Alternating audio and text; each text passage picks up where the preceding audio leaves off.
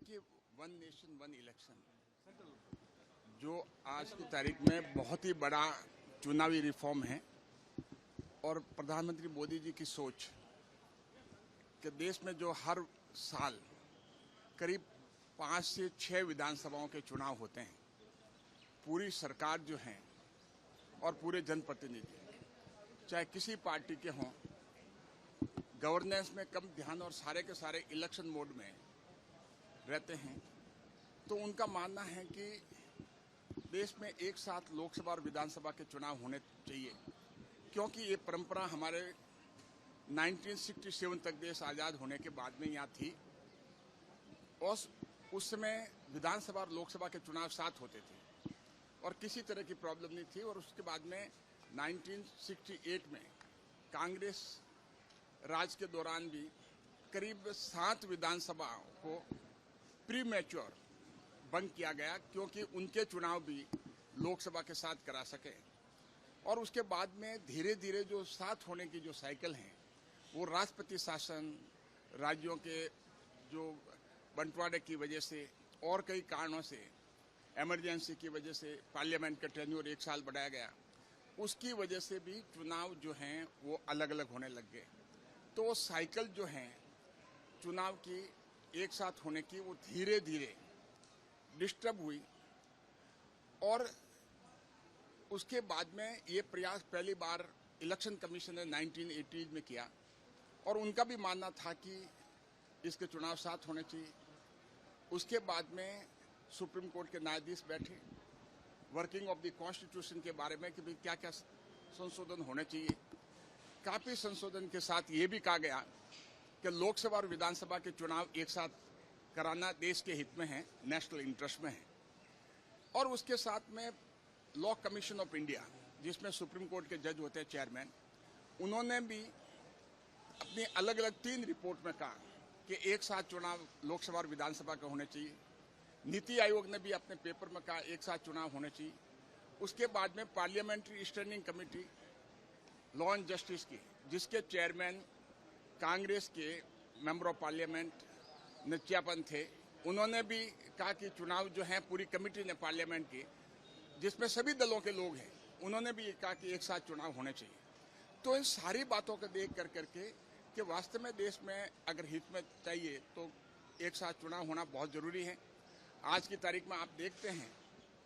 कि जिस हिसाब से हमारे सरकारी स्कूल के टीचर्स जो हैं पूरे चुनाव में लगे रहते हैं, चाहे सेंसस ऑपरेशन हो, चाहे वोटर लिस्ट पंचायत की, म्यूनसिपलिटी की हो, चाहे वोटर लिस्ट विधानसभा की हो, चाहे लोकसभा की वोटर लिस्ट प्रिपेयर करने की हो, चाहे इन सभी संस्थाओं के चुनाव कराने की हो, लोकसभा के चुनाव, विधानसभा के चुनाव और पंचायतों के चुनाव, और चाहे चुनाव ट्रेनिंग में जाने की बात हो,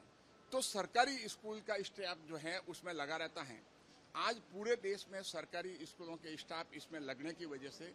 हमारे जो सरकारी स्कूलों में बच्चे पढ़ते हैं, जो खास करके गरीब लोगों के, बिलो पॉवर्टी लाइन के, हमने कई ऑफिसर्स को पूछा हमारे सामने, सरकार के आईएएस अफसर है, हमने आप बताइए कि आपके किन के बच्चे आपके सरकारी स्कूल में पढ़ते हैं, तो किसी ने हाथ खड़ा नहीं किया। इसका मतलब कितना बड़ा नुकसान होता है आने वाली पीढ़ी जो हमारे सरकारी स्कूलों में पढ़ने वाली, तो कैसे होगी। और कई लोग अपने बच्चों को वहाँ से निकाल कर करके प्राइवेट स्कूल में जो सक्षम है वहाँ वो ले जाते हैं, वहाँ पढ़ाते हैं। तो प्रधानमंत्री मोदी जी की दूरदृष्टि, उनका सोच कि ये चुनावी रिफॉर्म, ये चुनावी सुधार होना चाहिए। तो उन्होंने रामनाथ जी कोविंद जो हमारे पूर्व राष्ट्रपति जी के तहत उनके एक कमेटी बनाई, माननीय गृह मंत्री अमित शाह जी उससे सदस्य थे और कानून मंत्री भी थे भारत के, और उसके अलावा गुलाम नबी आज़ाद भी, हरीश साल्वे जी, बड़े बड़े लोग, 8 लोग उसके सदस्य थे। उन्होंने 2023 को सरकार को अपनी एक रिपोर्ट दी कि एक साथ चुनाव होने चाहिए लोकसभा विधानसभा के, और उसके 100 दिन के अंदर अंदर पंचायतों के और चाहे म्यूनसिपलिटी के हों, institution of local self government के चुनाव जो हैं 100 डेज के अंदर हो जाने चाहिए, लोकसभा और विधानसभा के चुनाव के बाद। तो इस रिपोर्ट को सरकार ने, कैबिनेट ने स्वीकार किया। कैबिनेट ने पार्लियामेंट में बिल लेके आए। बिल को सरकार ने पार्लियामेंट की ज्वाइंट कमेटी को, हमारी कमेटी को रेफर किया और कहा कि भाई इसको अपनी रिकमेंडेशन देवे, जो भी सुधार है इस बिल में देख करके देखें। उसके करीब 41 मेंबर जो हैं, पहली बार इतनी बड़ी कमेटी बनी है, 41 मेंबर्स उसमें कमेटी में लिए गए और विभिन्न पार्टीज के लगभग सभी पार्टीज को कवर किया गया। वैसे नॉर्मली 31 मेंबर होते हैं कमेटी में, जेपीसी वगैरह जो आज तक बनी, लेकिन इसमें 41 मेंबर हैं क्योंकि सभी पार्टियों को रिप्रेजेंटेशन देना था। हम अलग अलग जगह जाकर के हर राज्यों में अपने जाकर के सुनवाई कर रहे हैं सारे स्टेक होल्डर्स को। हम महाराष्ट्र गए, उत्तराखंड गए, हिमाचल गए और हरियाणा, पंजाब और अभी हमने कर्नाटक और गुजरात।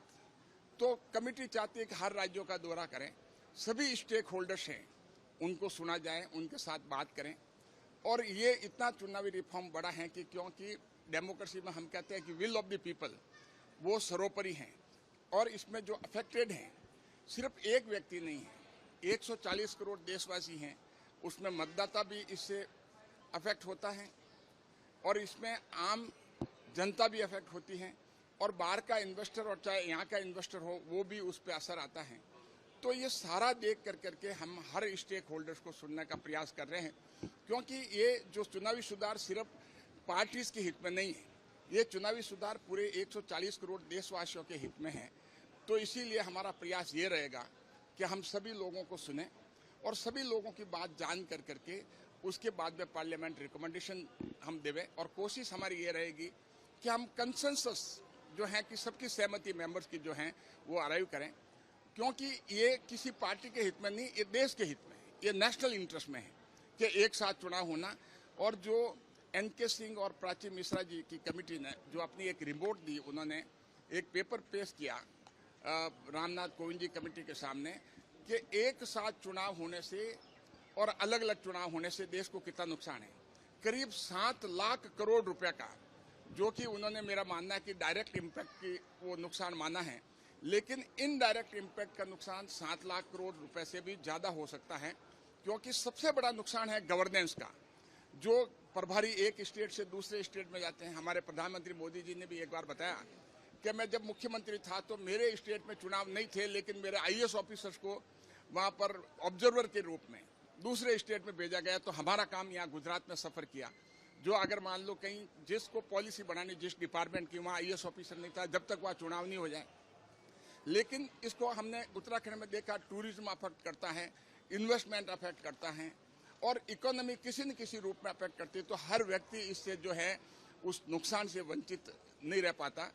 उसमें, इसीलिए एक साथ चुनाव करने के प्रयास किया जा रहे हैं। आपके आज गांधीनगर में, अहमदाबाद में ये जो 2 दिन की मीटिंग चलेगी 19, 20 और 21 तक 3 दिन की,